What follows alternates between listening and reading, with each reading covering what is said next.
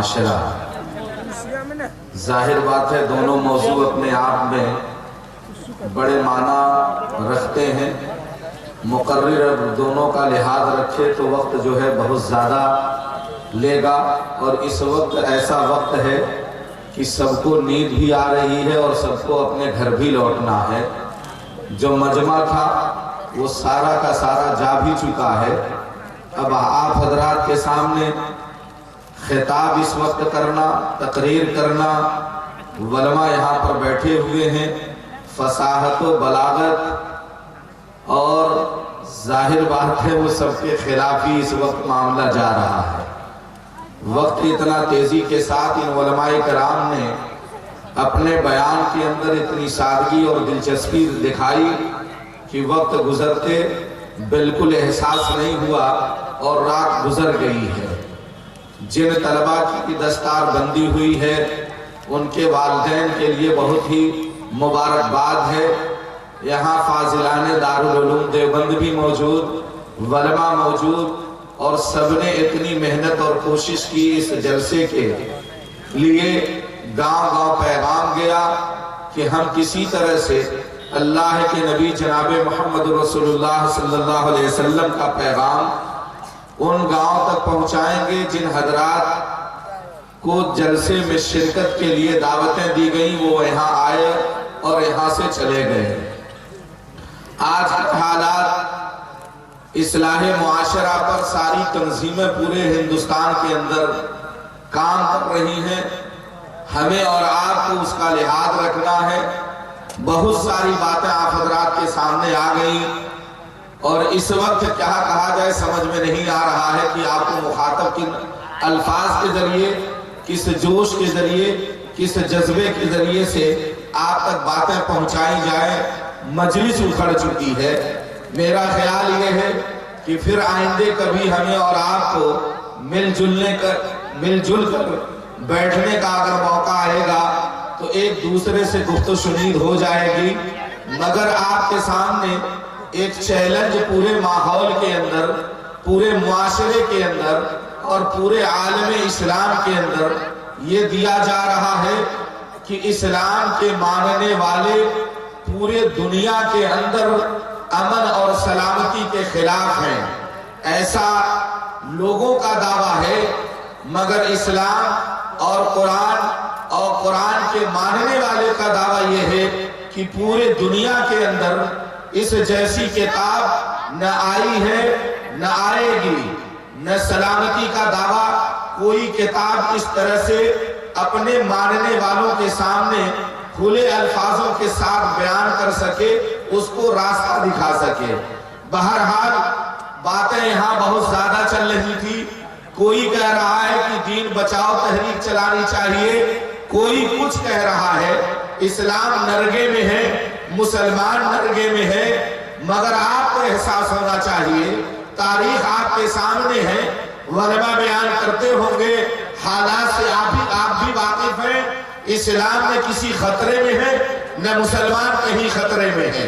1400 صدی پہلے جائیے، جناب محمد رسول اللہ صلی اللہ علیہ وسلم کا مطالعہ کیجئے، ان کے اصحاب کو دیکھیے، ان کے محبتوں کو دیکھیے، ان کے چاہنے والوں کے عقیدتوں کو دیکھیے، آپ کو اندازہ ہوگا کہ 1400 سال پہلے نبی آخر الزمان نے جو اعلان کیا، اکیلے اعلان کیا، اور آج پورے جہان میں اسلام کے فالور اسی طرح سے ہیں جیسے آپ کے اور ہمارے بیچ میں کوئی روشنی ہمیں روشنی دے رہی ہے۔ اس سے انکار نہیں کیا جا سکتا ہے۔ مسلمان اپنے آپ کو خطرے میں محسوس کر رہا ہے، اس کا ایمان کمزور ہو چکا ہے۔ نہ قرآن کمزور، نہ مسلمان کمزور، نہ اسلام کمزور، نہ اسلام کی تہذیب و تمدن کمزور۔ اسلام تو وہ ہے کہ جس کے گھر کے اندر داخل ہو جائے وہاں امن اور شانتی پیدا کر دے۔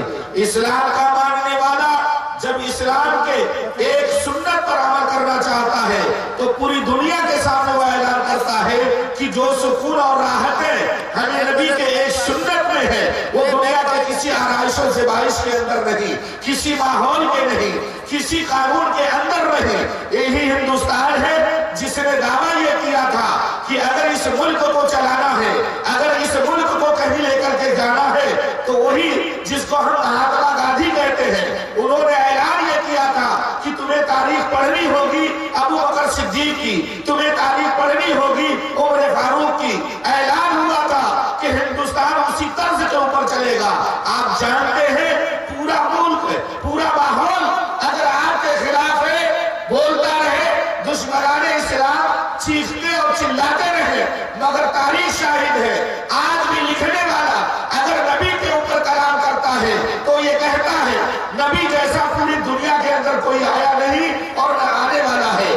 اسلام جیسا کوئی نہ قانون ہے دنیا کے اندر، نہ کوئی دنیا کے اندر دوسرا قانون آئے گا. مگر افسوس کی بات یہ ہے ہمارا اور آپ کا تعلق قرآن سے دور ہو گیا، اسلام سے دور ہو گیا. ہمارے دل نے احساس کیا تو ہم نے یہ ماحول کے اندر یہ احساس کیا کہ ماحول ہمارے اور آپ کے خلاف ہے. ہرگز نہیں ہے، ماحول تو ہمارے اور آپ کے لیے ہے. پڑھنے والے اسلام کو فالوور بنتے جا رہے ہیں، نہ پڑھنے والے اسلام کو چھوڑ کر کے بھاگ رہے ہیں. بہرحال حالات کچھ اور ہیں. اس وقت ہمارا اور آپ کا معاملہ تو وہ ہونا چاہیے کہ ہم حدیث کی روشنی میں آپ کے سامنے نبی کا پیغام رکھتے، نبی کے حوال رکھتے. مدرسے کے جن لوگوں نے محنتیں کی ہیں، آپ کے بچوں کے سینے کے اندر قرآن کو داخل کیا ہے، اس کی عظمت اور تقدس پر کلام کرتے. مگر وقت گزر گیا، حالات نہیں رہے، لوگ چلے گئے.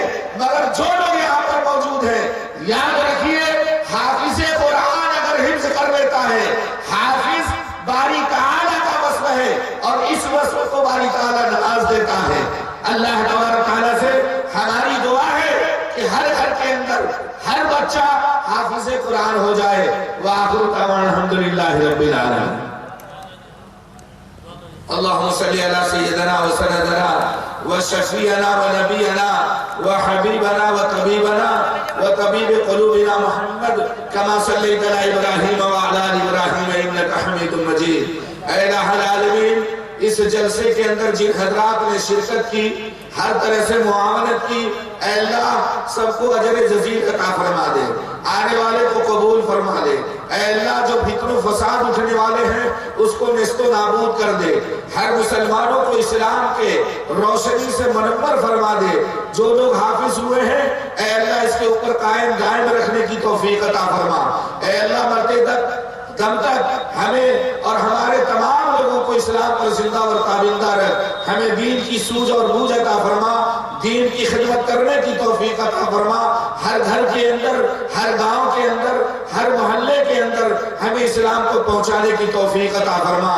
سبحان ربک رب العزت عما یصفون وسلام علی المرسلین والحمدللہ رب العالمین.